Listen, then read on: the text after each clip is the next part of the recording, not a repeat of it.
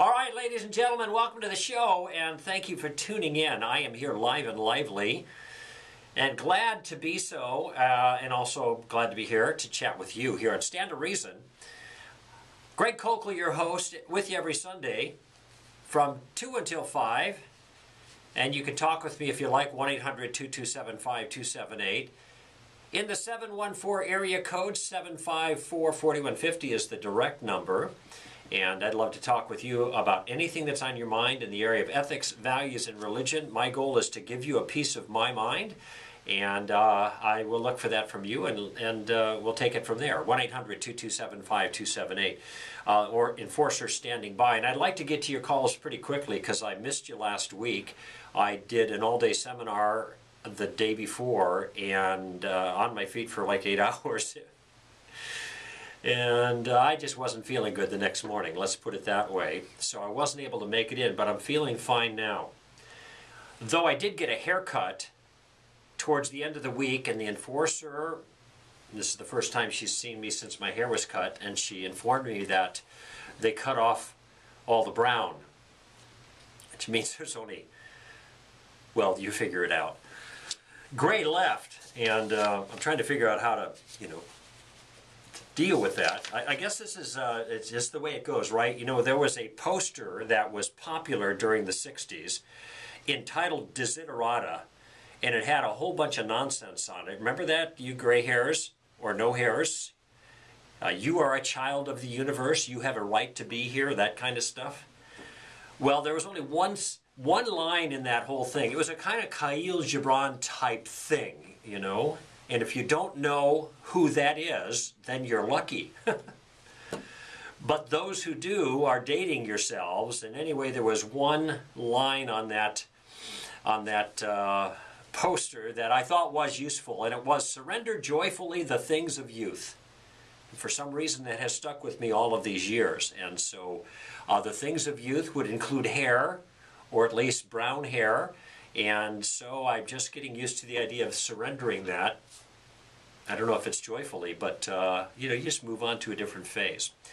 In any event, I mentioned to you that I had done a conference last week, and this was the recording, the presentation and the recording of the new version of the Bible Fast Forward. And in a few months, we will have the audio version available, 8 CDs, or I should say 8 hours of CD material, and every one of them was just about 60 minutes. I was able to stay on my time limits really well. And sometime in the fall, or maybe Christmas time, I don't want to make any bets on this, we got a lot of things in the queue right now, we'll have the video version out, the DVD. And we have some, that takes more time obviously to work on, but coming as a part of the enterprise, the workbook that I put together for this is 140 pages, 140 pages of outline to follow the entire course, so that you can have an overview of the Bible from pretty much beginning to end. That is a picture of the Christian. It's not just the Christian worldview, but it is the way that the sovereignty of God and the kingdom of God and the rescue plan of God, which works its way out with Jesus coming to the earth and dying in our place and rising from the dead to secure a future for those who would put their trust in him.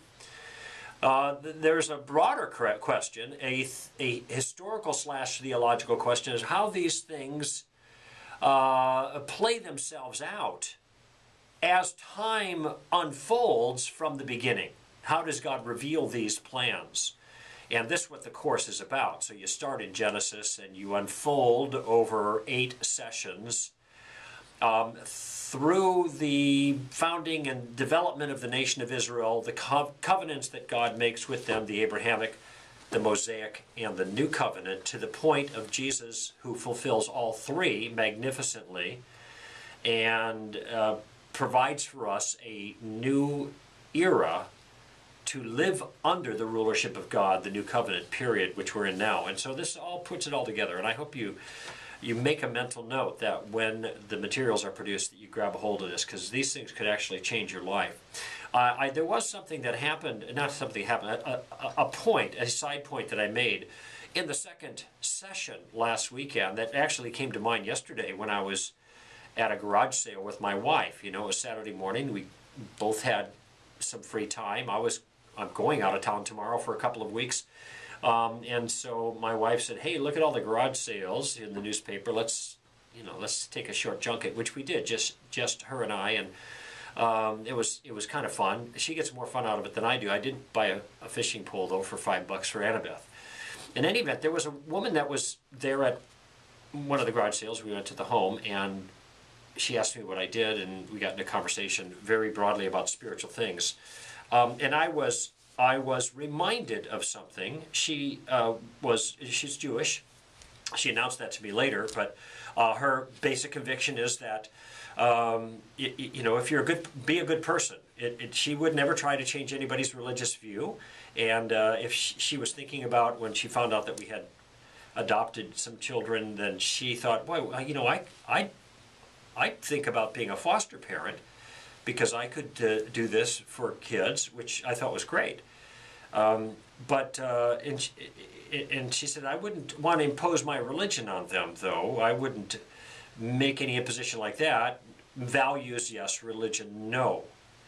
And she was also very proud of the fact that her own daughter was graduating from UCI, that would be University of California, Irvine, fairly prestigious University of California Systems School here in Southern Cal, and had a 3.9 average, and had 2 majors and a minor. So this is a hard-working gal, and I don't want to take anything away from her, but from her mom's perspective, this was like great. They were a success, and in many ways I'm sure they were. But my thoughts drifted. No, that's not the right way of putting it. My thoughts didn't drift. I was listening carefully, and I was assessing from a perspective.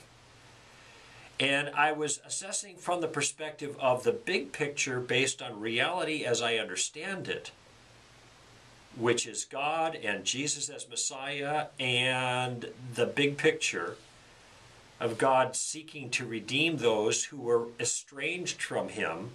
And there is only one source of redemption, and that is through His anointed, His Messiah, the God-man, the coming King, Jesus of Nazareth. And I am also aware of that there is spiritual warfare where, as Paul says in Ephesians 6, it is not just a battle between flesh and blood, as it were. That is, it's not just the things that are happening in our view physically, but it is the things that are going on in the spiritual realm behind the scenes.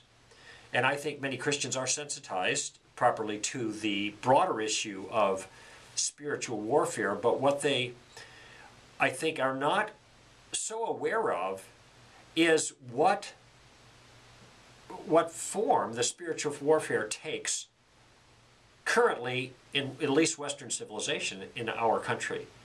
And I think because there is some emphasis on these issues of spiritual warfare in popular books that are written about it, and there are seminars and stuff people can take about it, where there is a clear acknowledgement of the need to engage in spiritual warfare, but what this looks like in many cases is a kind of power encounter with Satan or demons, where you're casting out and binding and that kind of thing.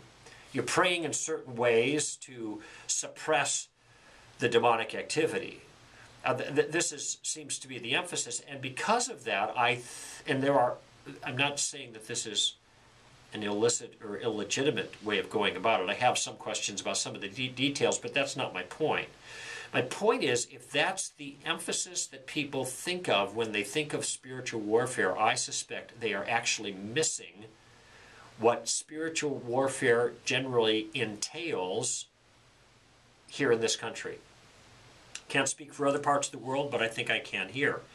Because there we were at a garage sale having a friendly conversation, and as far as I know, there was no demons sitting on the gutters and or fluttering about in the background.